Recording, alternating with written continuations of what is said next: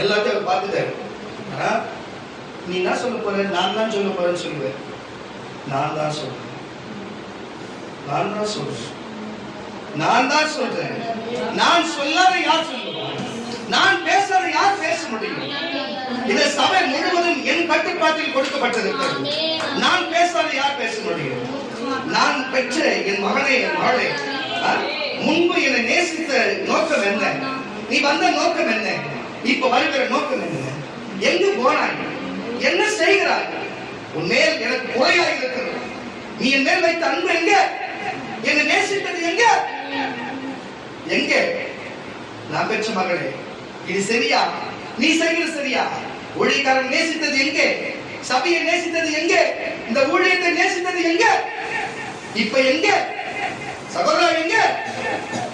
எச்சரிக்கையாயிருங்கள், காலம் சமீபித்திருக்கிறது.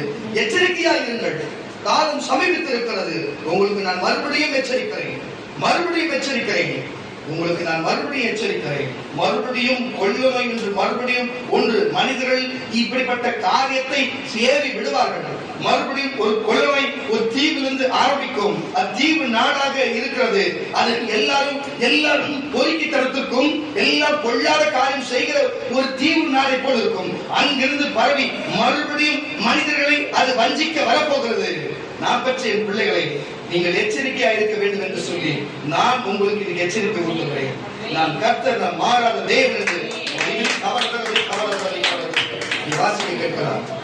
நீ சகித்துக் கொண்டிருந்ததையும், நீ சகித்துக் கொண்டிருந்ததையும், பொறுமையா இருக்கிறதையும், நீ பொறுமையா இருக்கிறதையும், என் நாமத்தின் நிமித்தம், என்னப்பா என் நாமத்தின் நிமித்தம் இளைப்படையாமல் பிரயாசப்பட்டதையும், நீ பிரயாச நீ இவ்வளவு நாள் நீ கஷ்டப்படாமல் ஊழியத்துக்கு வருவது கஷ்டம்தான், சபைக்கு வருவது கஷ்டம்தான், ஊழியம் செய்வது கஷ்டம்தான், எல்லாம் கஷ்டம்தான். இன்னைக்கு மட்டும் நான் கஷ்டம் சொல்ல. நீ முன்னாடி கஷ்டப்பட்டதா? முன்னாடி இப்படிதான் இருந்தது. உன் அன்பு என்ன போச்சு? இப்போ உன் அன்பு என்ன போச்சு?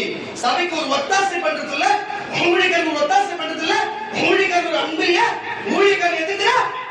நீ ஊழியக்காரனை எதிர்த்து நீ வாழ்வியா? உன்னை எச்சரிக்கிறேன். என்ன வார்த்தை அது?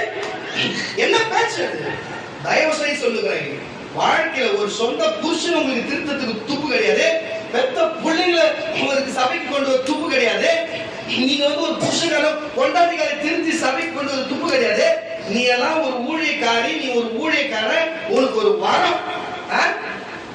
சபையை நடத்த தெரியாத, குடும்பத்தை நடத்த தெரியாத சபை எப்படி நடத்துவா? உன் குடும்பத்தில் இருக்கிற ஒரு ஆளை சுவிசேஷம் சொல்லி கூட்டு வர முடியாத உனக்கு நீ எப்படி போய் மத்தவனுக்கு போய் சொல்லுவ? உன் குடும்பத்தை காப்பாத்த பரலோகத்துக்கோ உன் குடும்பத்தை காப்பாற்ற முடியாத உனக்கு மத்தவனை எப்படி போய் காப்பாற்ற போற? எந்த மூஞ்சி வச்சு உட்காந்துக்கிறீங்க? எந்த மூஞ்சி வச்சு நான் ஊழியக்காரன் உட்கார்ந்து இருக்கிற? எந்த மூஞ்சி வச்சு உட்கார்ந்து இருக்கிற? தயவு செய்து சொல்லுகிறேன், ஆதியிலிருந்து அன்பை விட்டா என்று மேல ஒரு குறை இருக்கிறது. இன்னொரு குறையை மாத்திக்கோ. இல்ல காலம் செல்லாது.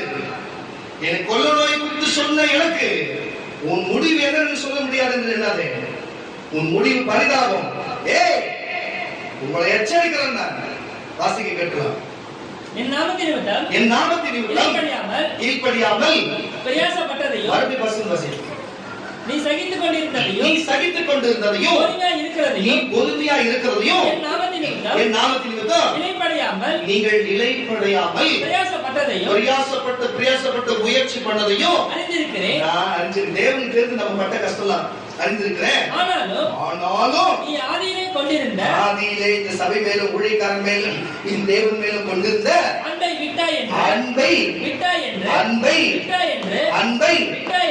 எங்க இருக்குதோ அன்பு எங்க இருக்குதோ? உன் பேரில் ஒரு குறை உண்டு. ஆகையால் நீ எந்த நிலைமையிலிருந்து நீ விழுந்தாய் என்பதை நீயே நினைச்சு ஒழுங்கா மனம் திரும்பி ஆதியில முன்னாடி செஞ்ச கிரியையை நீ மறுபடியும் செய்வாயாக. நல்லா கேட்டுங்க, செய்யாவிட்டா நான் சீக்கிரமாய் உன்னிடத்தில் வந்து நீ மனம் திரும்பாத பட்சத்தில் உன் விளக்கு தந்தை நீக்கி விடுவேன். இதுக்கு மேல ஒரு வார்த்தை தேவை. நீக்கி விடுவேன். நான் வெறுக்கிற நிக்கோலாய் பக்தத்தின் கிரியைகளை நீயும் வெறுக்கிறாய். இதுவும் உன்னிடத்தில் உண்டு. ஆவியானவர், நல்லா கேட்டுங்க, இதுதான் ஒரு காதுல உரைக்க வைக்கும். உரைக்கணும். இப்போதான் வாசி. ஆவியானவர் சபைக்கு சொல்லுகிறதை, இதுதான் விஷயம், சபைக்கு சொல்லுகிறதை காதுள்ளவன் கேட்க கடவன். காது உள்ளவன் கேட்க கடவன். ஜெயம் கொள்ளுகிறவன் எவனோ, ஜெயம் கொள்ளுகிறவன் எவன் வெற்றி சென்று பரலோகத்துக்கு போகிறானோ அவனுக்கு தேவனுடைய பரதேசின் மத்தியில் இருக்கிற ஜீவ விருட்சத்தின் கனியை புசிக்க கொடுப்பேன் என்று